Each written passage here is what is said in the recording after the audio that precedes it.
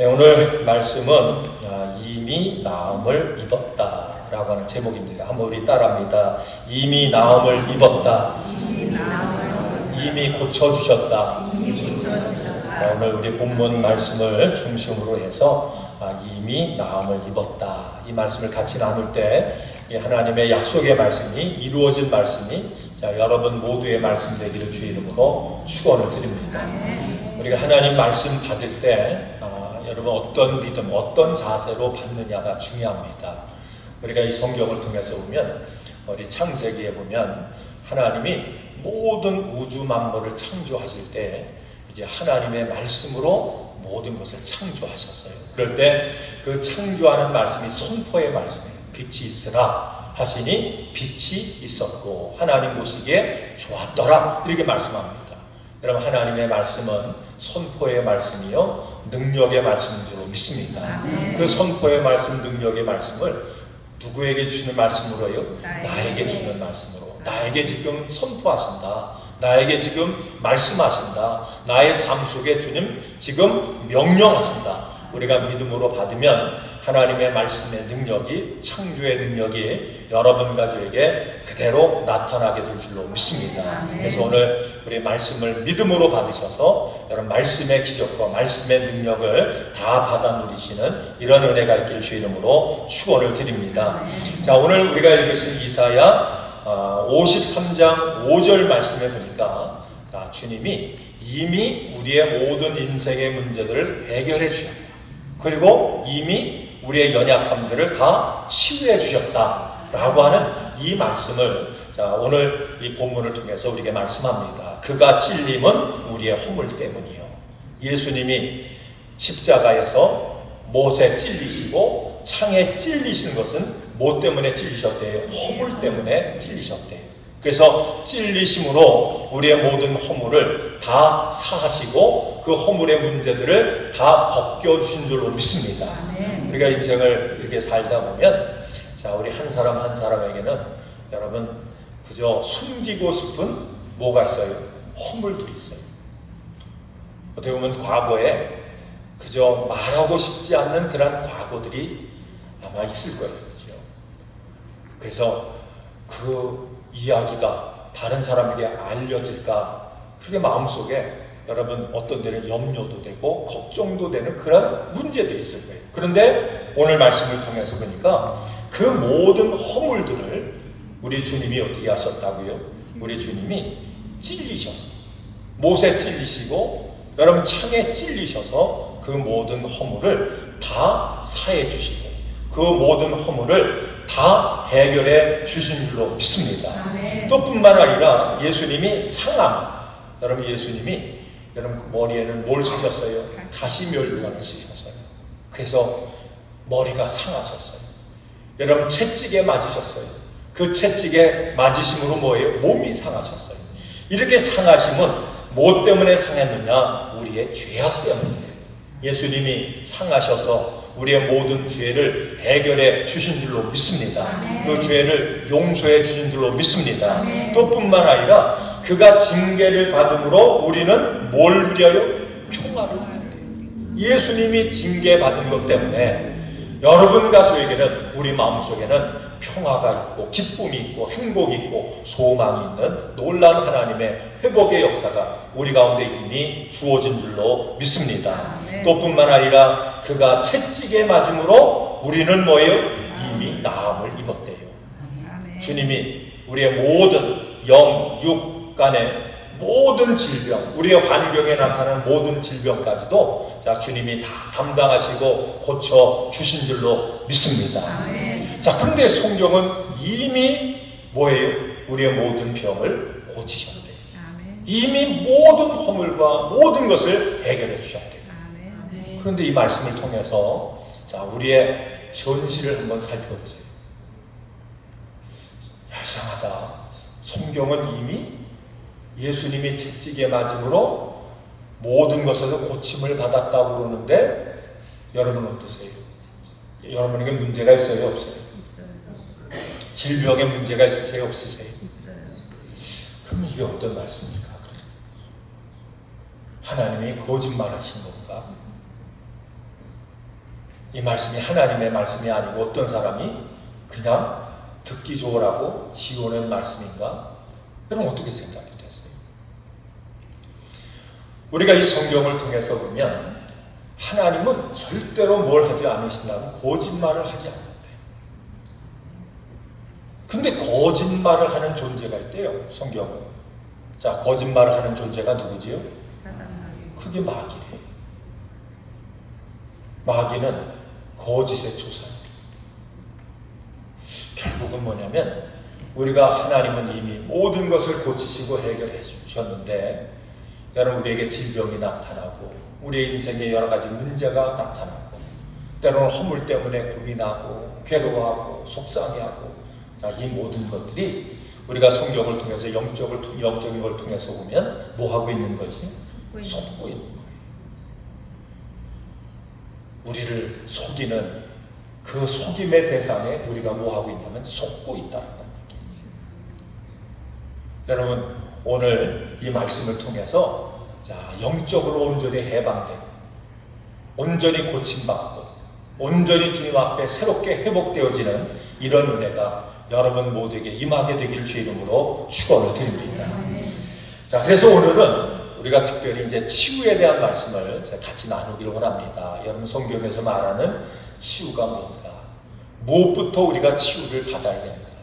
왜 치유를 받아야 우리가 믿음 가운데 승리하는 그런 삶을 살아갈 수 있는가에 대해서 좀 같이 말씀을 나누면서 여러분 은혜의 말씀을 나누고요. 이 말씀을 통해서 여러분들이 하나님께서 약속하신 이 치유의 그런 은혜가, 또 치유의 그 축복을 오늘 이 시간에 다 체험하시고 받아 누리시는 그러한 은혜가 있기를 주의 이름으로 축원을 드립니다.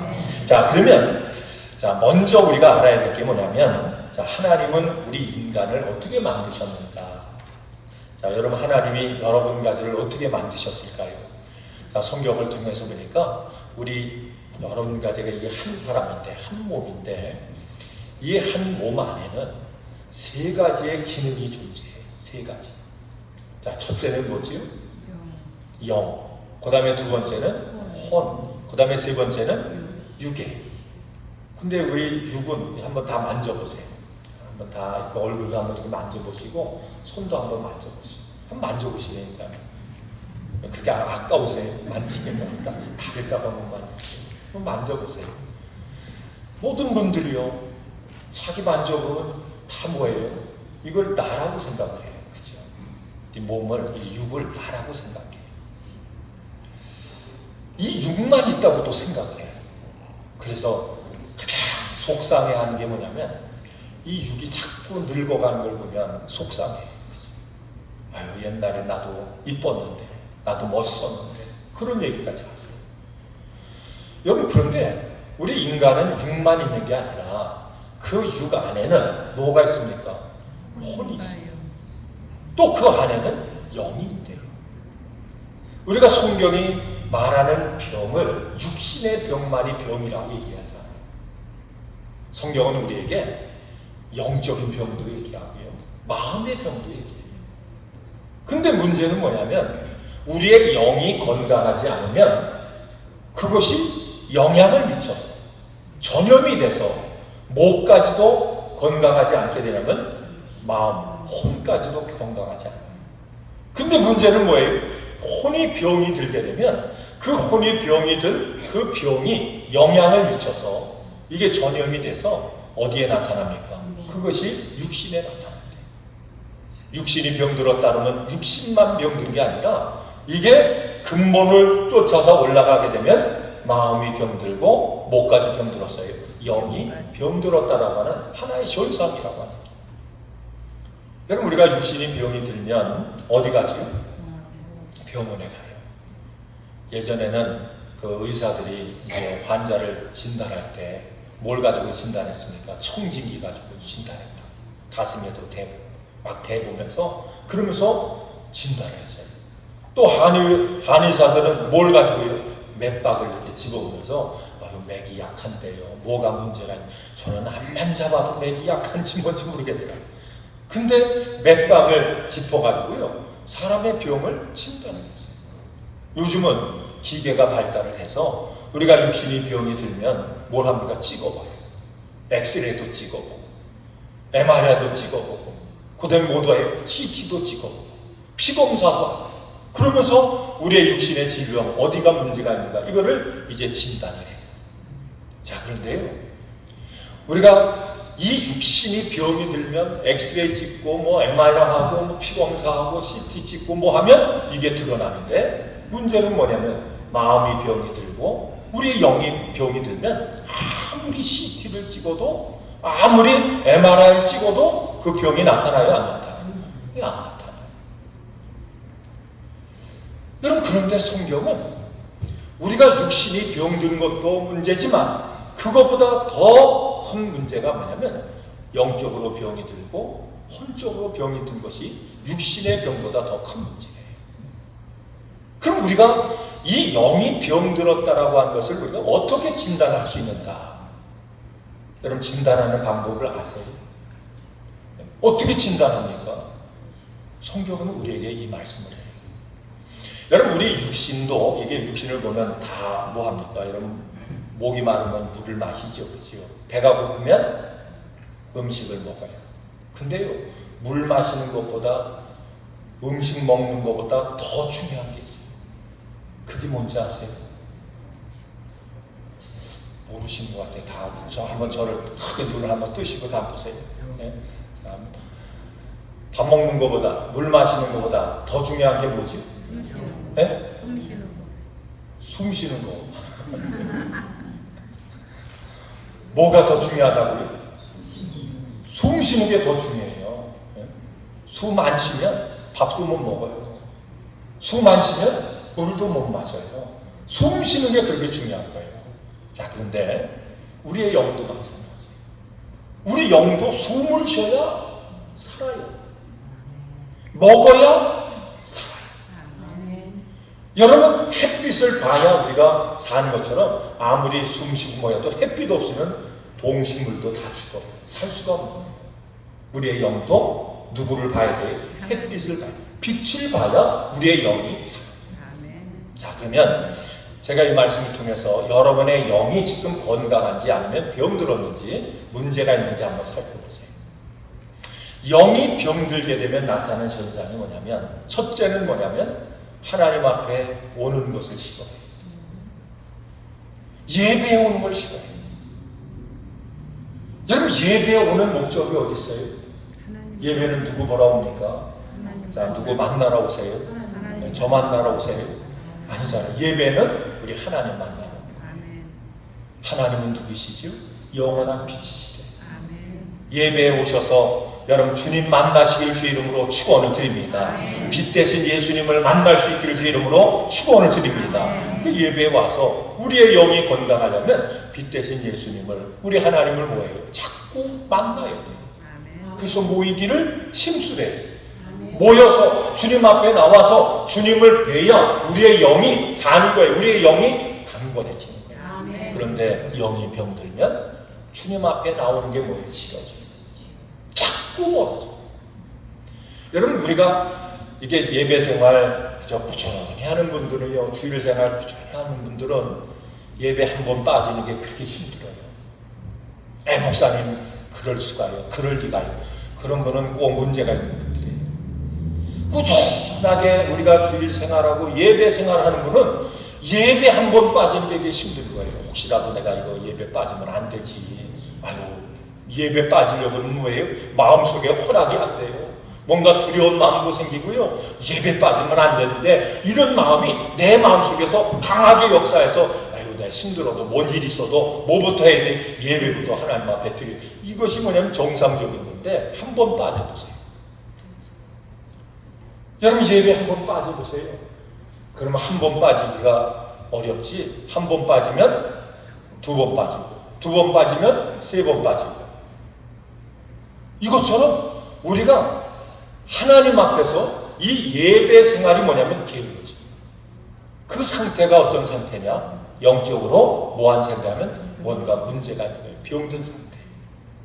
여러분 예배에 대한 기쁨이 있으세요? 아멘. 예배에 대한 갈급함이 있으세요? 아멘. 여러분 예배에 빠지면 내가 죽을 것 같다라고 하는 그런 마음의 두려움이 있으세요? 아멘. 근데 영적으로 병들게 되면 그게 없는 거예요. 그냥 예배 가고 싶으면 가고 안 가고 싶으면 안 가고 자기 생각대로 자기 마음대로 그저 왔다 갔다 하는 이 상태가 어떤 상태냐면 영적으로 병들어 있는 상태예요. 여러분 어떠세요? 여러분 영적으로 건강합니까? 아니면 지금 뭔가 문제가 생긴 것 같은 그런 생각입니다. 여러분 또 우리의 영이 병든 상태를 어떻게 아느냐? 여러분 우리의 육신이 이게 병이 들면 뭐가 없어지냐면 입맛이 없어져요. 그죠? 감기만 들어도 입맛이 없어지네요. 여러분 뭔가 위가 체하면 그럼 뭐가 없어져요? 입맛이 없어져요. 그전에는 아무거나 먹어도 맛있었는데 뭔가 병이 들면 첫 번째 나타나는 게 뭐냐면 입맛이 없어져요. 그래서 중병에 드신 분들, 아주 여러분 병이 깊은 분들한테 자꾸 옆에서 뭐라고 얘기해요? 먹어야 살아. 한번 해봅니다. 옆에 분들 하세요. 먹어야 살아. 먹어. 먹어야 산다니까. 먹기 힘들어도 먹어. 입맛 없어도 먹어. 먹어야. 그러면서 뭐예요? 끝에 뭐라고 그러죠? 먹어야 산다. 우리의 영이 병들게 되면요 안 먹으려고 그래요. 근데 영의 양식이 뭐예요? 말씀. 우리가 하나님 앞에 나와서 말씀을 들을 때 괜히 이 말씀이 안 들려요. 말씀이 은혜가 안 돼요. 말씀을 들을 때 꿀같이 그렇게 달아야 되는데 꿀 같은 게 아니라 그냥 속태같이 말씀이 써요. 언제나 말씀 끝나나 이런 생각이 이게 다 뭡니까? 뭔가 내가 영적으로 뭐한 상태예요? 지금 병든 상태. 자, 여러분의 영은 지금 병들었습니까? 아니면 건강합니까? 건강한 영을 가지고 있는 사람은 말씀에 대한 사모함이 있고 자꾸 말씀 먹으려고 하는 거예요. 아멘. 말씀 먹을 때마다 그 말씀이 뭐예요? 너무너무 맛있는 거예요. 여러분 또한 영이 병든 상태를 어떻게 우리가 진단할 수 있느냐? 우리가 이게 저도 이게 목회하다 보니까 아프신 분들 이렇게 뵀잖아요. 중병에 있는 분들을 뵙고 여러분 문명하시고 그냥 세상 떠나시는 분들 마지막에 이렇게 보기도 하고 하는데 참 그러더라고요. 돌아가시는 분들 수 많으시니까 돌아가셨다고. 건강할 때는요 숨 쉬는지 모르고 쉬어요. 여러분 숨 쉬어야 된다. 숨 쉰다. 그러고 숨 쉬는 분 계세요? 숨 쉬어야 돼. 여러분 이러고 숨 쉬세요? 아니에요. 건강할 때는 저절로 숨이 쉬어지는 거예요. 그죠? 여기 보니까 다 숨을 저절로 쉬는 것 같아요. 근데 딱 병이 들면 여러분 코라도 맥히면요 숨쉬기 얼마나 힘들죠. 근데 그저 돌아가시려고 하고 그냥 숨 제대로 못 쉬는 분 보면 옆에서 뭐라 합니까? 숨 쉬어. 숨 쉬어. 숨 쉬라고. 이게 다 뭐냐면 영적으로 우리가 육신적으로 병들 때 나타나는 그런 현상이에요. 근데 성경은 말씀하지요. 영혼의 호흡이 있대요. 그 영혼의 호흡이 뭐예요? 그게 기도예요. 아멘. 그냥 기도를 숨 쉬듯 하는 거예요. 아멘. 쉬지 말고 기도하라고 하는 얘기가 뭐예요? 영혼에 숨 쉬어라 그런 얘기거든요. 이 세 가지를 통해서 보면 내 영이 지금 건강한지 아니면 문제가 있는지를 우리가 확인할 수 있어요. 주님 앞에 나와서 나는 빛 대신 주님 만나지 않으면 나는 견딜 수 없어요. 나는 그분에 대한 사모함이 있어서 그저 주님 앞에 나올 때마다 사모함을 갖고 기쁨을 가지고 소망을 가지고 여러분 달려오시길 주의 이름으로 축원을 드립니다. 여기에 문제가 있다면 우리는 무한 상태라고요. 뭔가 영적으로 지금 병이 찾아오고 있는 거예요. 병 들어가고 있는 거예요. 말씀에 대한 사모함이 없으면 말씀 먹을 때마다 그 말씀이 기쁘고 감사하고 감격하고 꿀처럼 달아야 되는데 그 말씀에 대한 거부감이 우리 가운데 역사한다면 그것도 결국 뭡니까? 내 영이 뭔가 문제가 생기기 시작합니다. 호흡이 되지 않는다? 여러분 기도 생활이 되지 않는다? 그렇다라고 하면 지금 뭐예요? 지금 돌아가시기 일보 직전이는데 그걸 알면 얼마나 좋겠어요, 그죠? 오늘 이 말씀이요, 이 말씀이 너무너무 우리에게 중요한 말씀이에요. 분별하시길 주의 이름으로 축원을 드립니다. 세상의 의학은 우리의 육체는 진단해요. 우리의 영은 진단할 수 없어요. 오늘 이 말씀을 통해서 여러분의 영이 진단이 되고 여러분 문제가 발견되면 그 문제가 오늘 말씀을 통해서 해결받는, 치유받는 능력의 역사가 임하게 되기를 주의 이름으로 축원을 드립니다. 자, 그런데 문제는 뭐냐면 우리의 영이 병이 들면 이 영의 병이 여러분 전염이 된대요. 전이가 된대요. 뭘로 전이가 돼요? 뭘로 전염이 돼요? 마음에. 우리의 영이 건강하지 못하게 되면 우리의 마음속에 나타나는 현상이 뭐냐면 불안이에요. 불평이에요. 원망이에요. 소망이 사라져요. 꿈이 없어져요.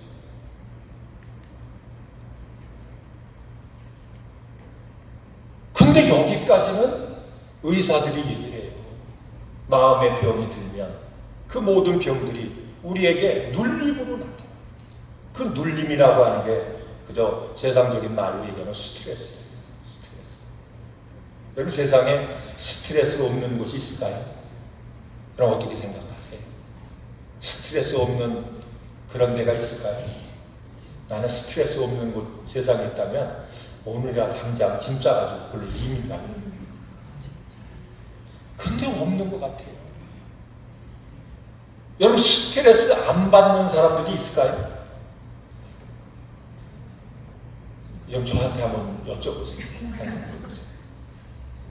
스트레스 받으세요? 저는 스트레스 많이 받아요. 왜 많이 받냐면 우리 성도님의 한 분이 시험이 들면요, 그거랑 같이 시험이 들어요. 그래서 그분이 시험 안 들기 전에 다 그거 다 이겼대요. 편안해졌대. 그러면요, 그때 저도 뭐예요? 저도 편안하죠. 이런 목회자도 스트레스가 있어요. 아마 여러분도 다 스트레스입니다. 오죽하면 자식이 많으면 가지가 많은 나무에 뭐가 없습니까? 바람 잘 날이 없대요. 다 스트레스예요. 다 염려에 걱정이 있는 거예요. 세상 어디를 가도 스트레스는 다 있어요. 요즘에 이렇게 보니까 우리 미국 와서 이민 오셔서 사시던 분들이 여기 살다가요, 한국으로 역이민 하는 분들이 꽤 많더라고요. 한국이 옛날보다 30년, 40년 전보다 살기가 좋아졌고, 뭐 여기보다 뭐가 좋고, 그래가지고 좋다고 가요. 거기는 스트레스가 없는 줄 알고 갔나 봐요. 근데 스트레스가 많아요? 적어요? 더 많아요. 아마 저도 한국 가면 스트레스가 더 많을 것 같아요. 가서 이제 마다들 노릇해야 되잖아요. 집안에서 그 노릇해. 여기도 와라, 저기도 와라, 뭔 일이 있다고 와라, 뭐라. 그러면 안 갈 수도 없고, 하여튼 스트레스는 어디나 있는 거예요. 그죠? 자, 근데 문제가 있어요. 그 문제가 뭐냐면, 우리의 영이 건강하면, 자, 스트레스가 왔을 때 그 모든 스트레스를 뭐 할 수 있는 능력이 있어요? 이길 수 있는.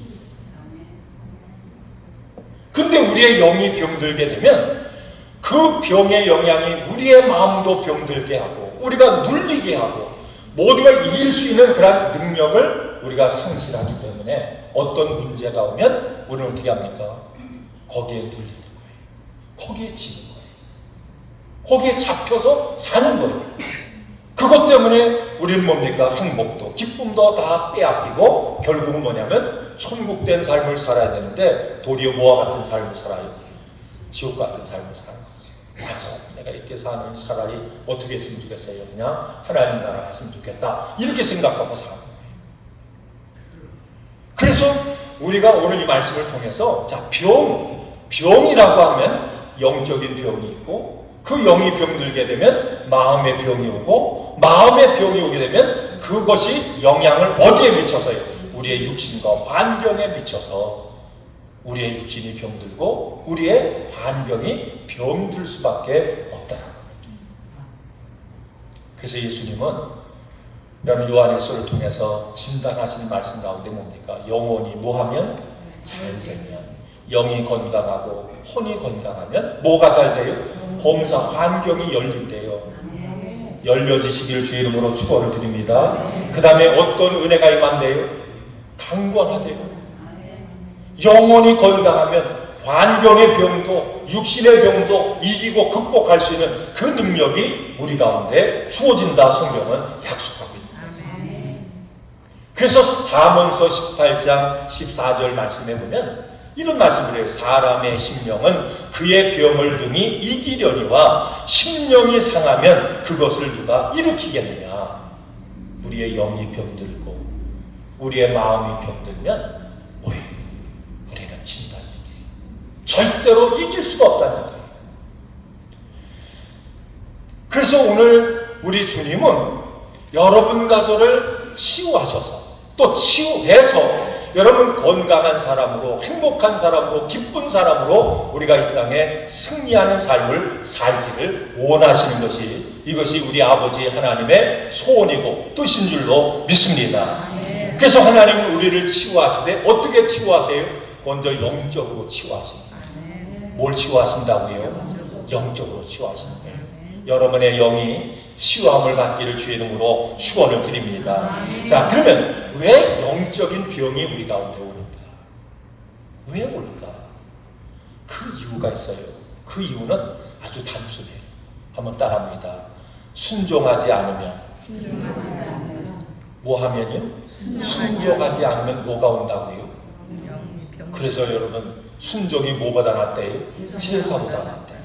왜 제사보다? 제사 드리는 목적이 어디 있습니까? 하나님 앞에 영광이지만 구약의 제사를 통해서는 다 인생의 문제 해결 받으려고 번제 드리는 이유도 자기의 죄를 대신해서 번제를 통해서 여러분 해결받기 위해서 제사 드립니다. 나라의 문제가 있든지 개인의 문제가 있든지 그 문제를 해결받기 위해서 드리는 게 뭐냐면 제사예요. 그런데 제사를 드려도 뭐가 없으면요? 순종이 없습니다. 그럼 제사에 그 능력이 나타나지 않는 거예요. 하나님과 우리 사이에 여러분 문제가 생기면 그 문제 때문에 결국은 우리의 영이 병드는데 그 병들은 원인이 어디 있는가? 뭐 하지 않으면요. 하나님 앞에 순종하지 않을 때 나타난 현상이래요. 그러면 우리가 이 영이 하나님 앞에 온전히 건강하고 회복이 되려면 여러분과 저는 뭘 하면 돼요? 자, 뭐 하면 돼요? 순종하지 않아서 병이 온다면, 영적인 병이 온다면 하나님의 뜻에 말씀 앞에 뭐 하면 됩니까? 순종하면 되는 거예요. 순종하시길 바랍니다. 여러분 복종하시길 바랍니다. 자, 그러면요 순종하려면 어떻게 하는가?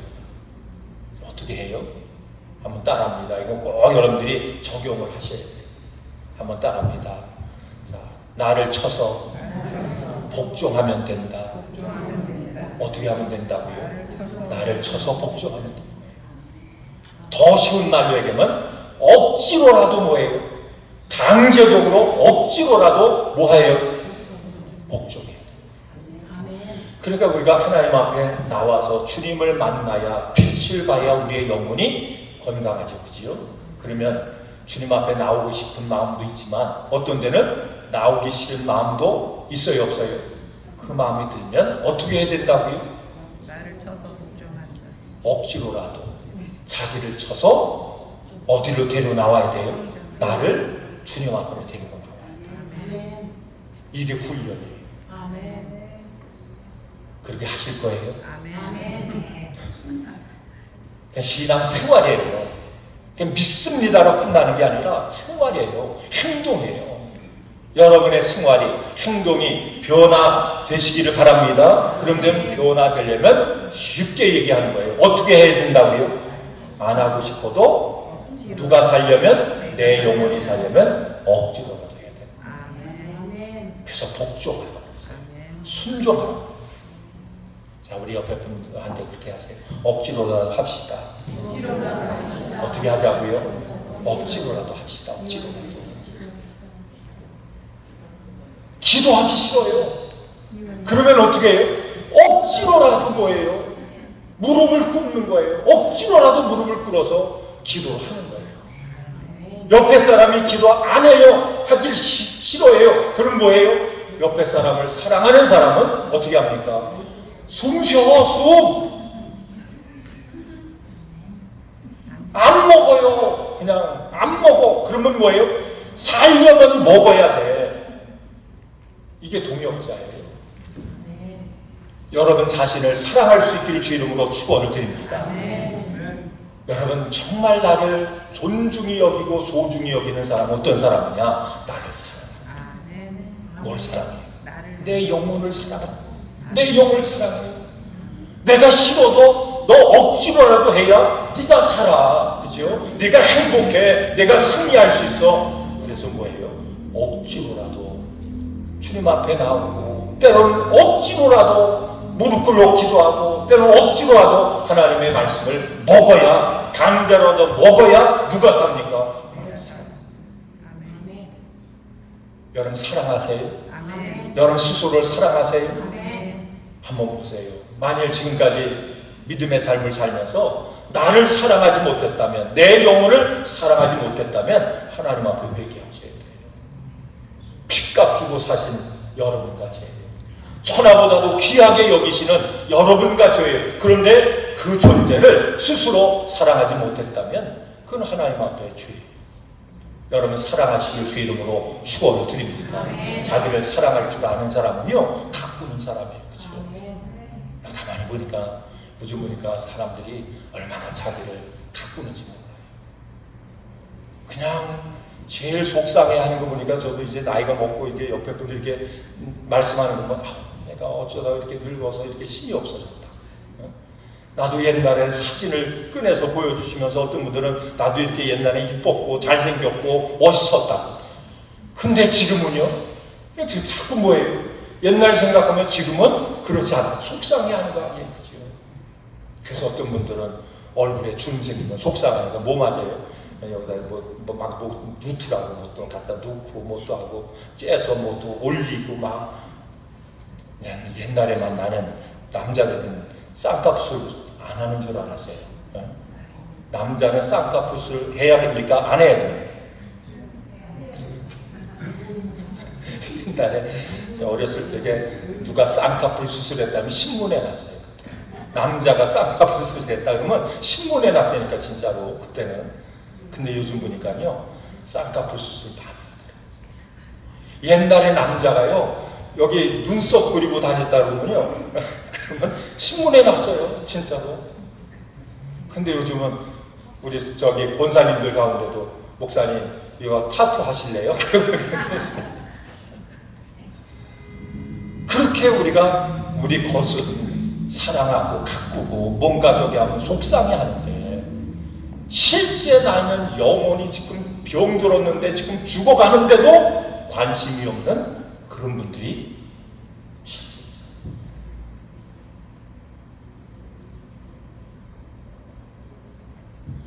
어떻게 하자고요? 억지로 먹는 거지. 강제로라도 너 먹어야 돼. 먹이시길 바랍니다. 하나님 말씀을 먹이시기 바랍니다. 억지로라도 뭐예요? 숨 쉬어야 사니까 그죠? 숨 쉴 수 있기를 바랍니다. 여러분 이 말씀이 우리에게 얼마나 이게 필요한 말씀인지 아세요? 우리의 영혼이 병들면요 내 영혼이 내 속에서 탄식해요. 내가 살고 싶다고 나 좀 그만 금식시키라고 나도 먹고 싶다고 내 영혼이 탄식해요.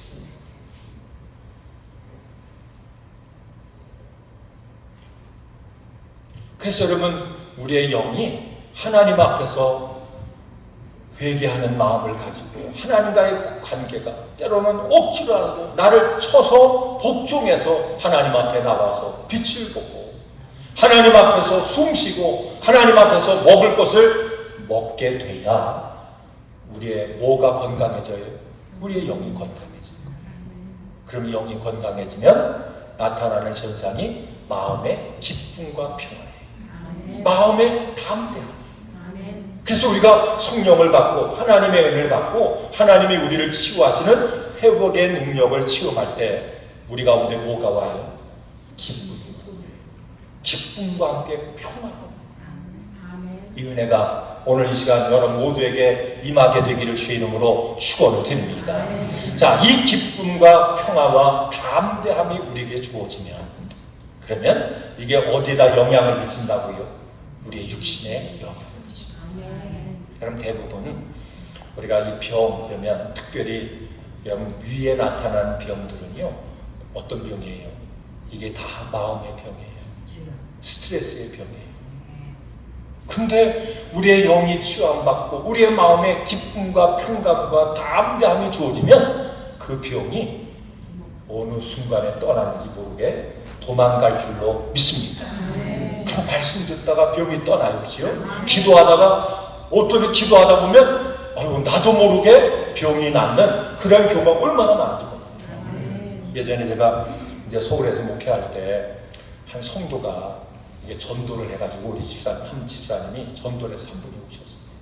근데 이분은 여자분인데, 그때는 그렇게 여자분들이 술도 그렇게 많이 안 마셨거든요. 근데 이분은 중독이 됐어요, 여자분한테. 여러분, 술 중독 되신 분은 좀 이상해요, 그죠? 몸도 이상하고, 손도 좀 이렇게 떨기도 하고, 얼굴도 시커멓게 썩고 오셨어요. 전도해서 온 거예요.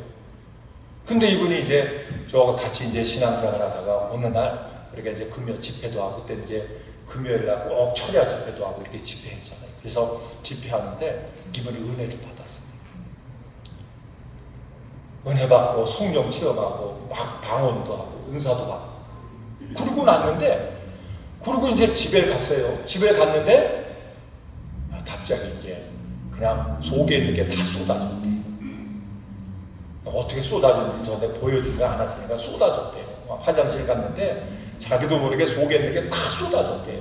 아주 보기도 끔찍할 정도로 그냥 속에 있는 게 확 쏟아졌대요. 그리고 났는데 그 다음 주에 왔는데요, 얼굴이 다 피었어요. 아니, 그렇게 변하는 걸 처음 봤어요. 얼굴이 환해진 거예요.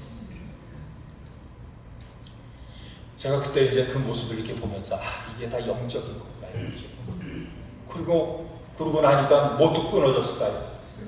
술도 끊어졌어요. 자기가 끊으려고 그랬는데 안 끊어지는데 은혜 받고 나니까요, 끊어진 거예요. 속 아팠던 것도 싹 났어요.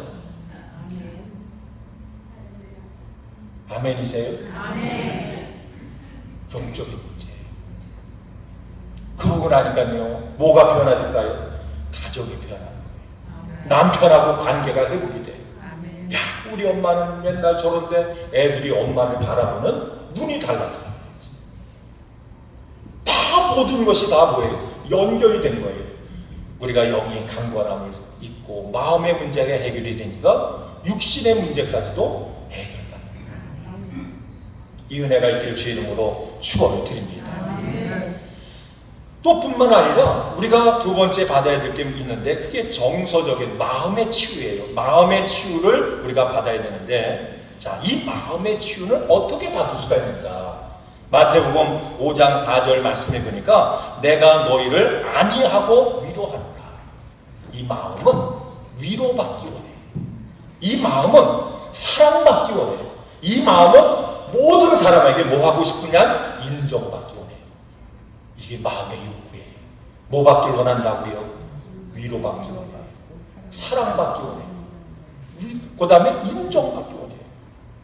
그러니까 우리 교회에 나오신 모든 분들도 주님 앞에 나와서 같이 신앙생활해서 뭐 받길 원한다고요? 사랑받기 원하고, 인정받기 원하고, 위로받기 원하는 거예요.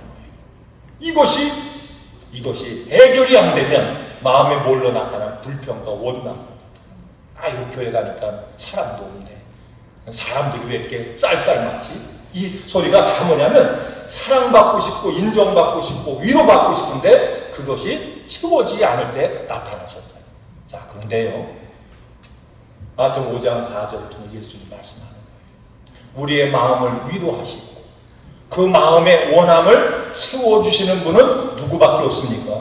그건 예수밖에 없어요. 그래서 교회에 와서 누구 만나면 해결되죠? 예수 만나면 해결돼요. 그럼 예수님 만나시기를 주의 이름으로 축원을 드립니다. 예수 만나면 예수님이 우리를 위로하시고 우리를 사랑하시고 우리를 인정해 주시는 이 은혜와 축복을 주실 줄로 믿습니다. 그러니까 교회가 얼마나 좋아요, 그렇죠? 예수님 만나면 되는 거예요. 예수님 만나서 예수님의 위로를 받고 예수님의 사랑을 받고 인정을 받게 되면요, 하나님 앞에 뭐예요? 내 마음이 펴져요. 꼬바라졌던 마음이 펴져요. 여러분, 자존감, 자존심 때문에 다 괴로워요. 그냥 자존심 가지고는 얼마나 상처를 받아요, 그렇죠? 그런데 자존심은 사라지고 나는 하나님의 자녀야, 나는 그리스도인이야, 자존감이 회복될 줄로 믿습니다. 그러니까 하나님이 고치시는데 영의 문제를 해결하시고, 주님이 우리의 마음에 오셔서 우리의 마음을 만져주셔서 우리의 그 마음을 고쳐주시면 그 다음에 어떻게 됩니까? 마음의 문제가 해결이 되면, 우리 영의 문제가 해결이 되면 나머지 문제는 구하지 않아도 어떻게 한다고 했어요? 저절로 될 줄로 믿습니다. 구하지 아니한 것까지도 하나님께서 역사하시고 응답하시는 놀라운 축복으로 인도해 줄 줄로 믿습니다. 그래서 여러분, 영의 문제가 해결이 안 되고 마음의 문제가 해결이 안 된 상태에서 우리가 약을 아무리 먹어보세요. 그러면 그 문제가 해결이 될까요? 아니에요. 근본적인 문제가 해결이 돼야 겉의 문제도 해결될 줄로 믿습니다. 근데 오늘 말씀하는 거예요.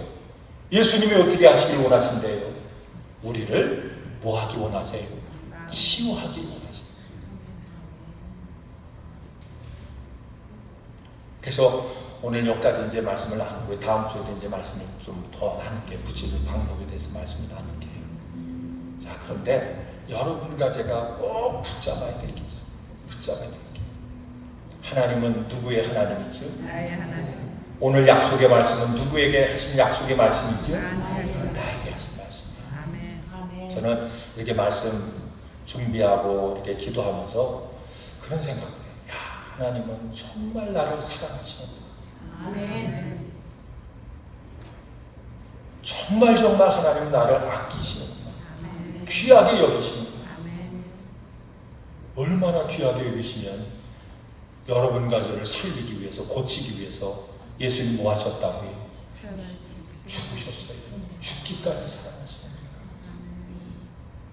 근데 그렇게 죽기까지 그렇게 목숨을 줘서 사랑하는 하나님의 자녀들이 영적으로 병들고, 심령이 병들고, 육신이 병들고, 환경이 병들어서 천국의 삶을 살아야 될 하나님의 자녀들이 지옥과 같은 마지못한 삶을 산다고, 그 모습을 하나님이 보시면 하나님 마음이 어떨까요?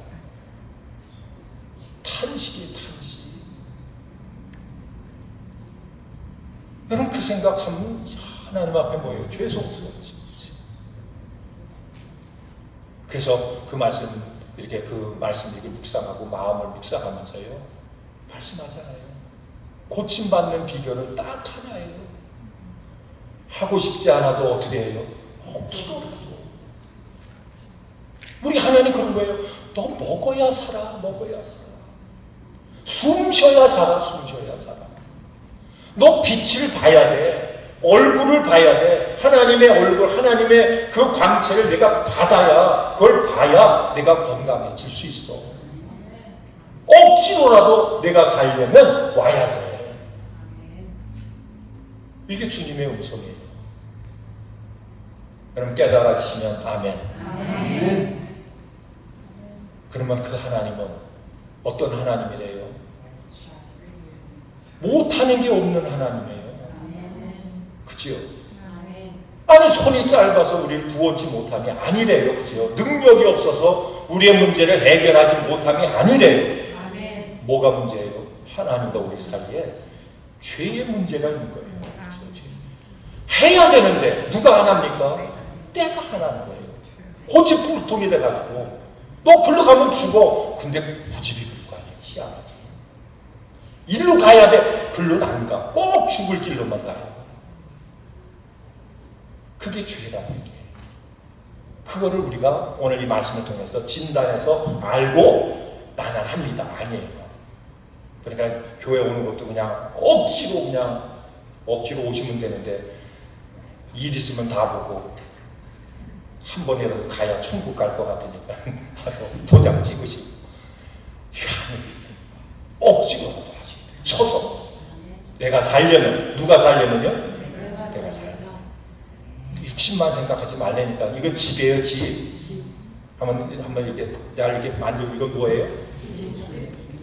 아니, 하시려니까 또 안 하시고 있는 분은 이거 다 만져보세요. 이게 뭐예요? 집. 뭐가 사는 집이에요? 내 영혼이 내가 사는 집이에요. 내가 사는 집. 이거 또 얘기를 해야 되나 모르겠네요. 한국의 어떤 목사님이 설교를 하시는데 제가 아주 쉽게 이해를 하도록 이제 예화를 드셔가지고 제가 그 생각을 지금도 잘 아주 생생하게 기억해요. 그럼 인생에 어떤 사람들이요, 방 숫자 늘리다가 인생 끝나는 사람들이 많대요. 결혼을 했어요. 사글배 월세방에 살았어요. 가난하니까, 부모도 가난하니까 월세방에 살았대요. 소원이 뭘까요? 전세로 옮기는 거예요. 전세로. 그 열심히 일해가지고 부부가 일해가지고 돈을 받아가지고 전세돈을 마련해서 전세를 떴어요. 얼마나 좋아했어요. 이제는 월세 걱정 안 해도 너무너무 행복한 거예요. 근데 한 1, 2년 살다가 친구 집에 가보니까 그 집에는 방 하나에 화장실 하나 아파트에 사네. 비교가 되는 거예요. 우리는 이제 우리 집을 가져보자. 열심히 일해가지고 아파트를 샀어요. 방 하나에 화장실 하나. 그러니까 일부 예배에 여쭤봤더니 몇 평이냐? 14평짜리니까. 살다 보니까 행복했어요, 너무나. 근데 어느 날 또 어느 친척 집에 가니까 그 집에는 방둘에 화장실 하나에 자기네 집하고 비교가 되는 거예요. 그래가지고 또 목표를, 우리도 방둘에 화장실 하나. 그래가지고 목표 세운 대로 그때 샀대요. 1, 2년 행복했어요. 그러다가 어디 또 갔더니 방 3개에 화장실 둘이네. 또 비교가 되는 거예요. 여러분, 그러다가 뭐냐면 또 어느 집에 가니까 50평짜리 집에 살더래요. 그래서 50평짜리 아파트 가서 살아야지. 그 목표를 가지고 열심히 노력하고 일하다가 병들어서 세상 떠났대.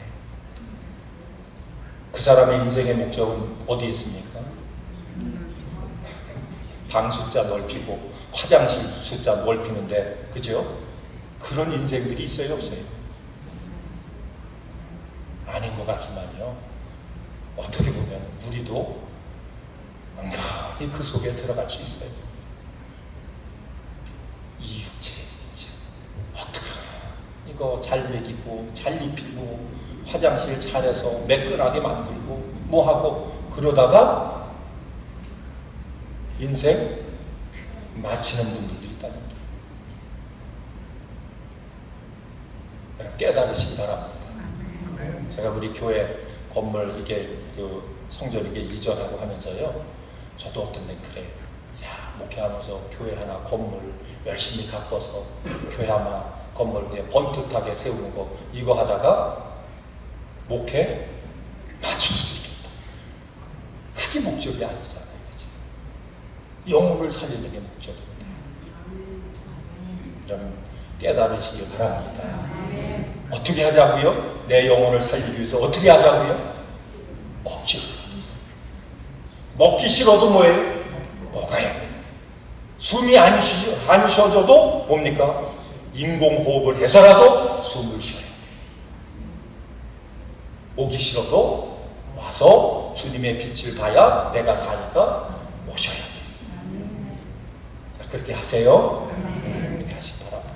기도하겠습니다.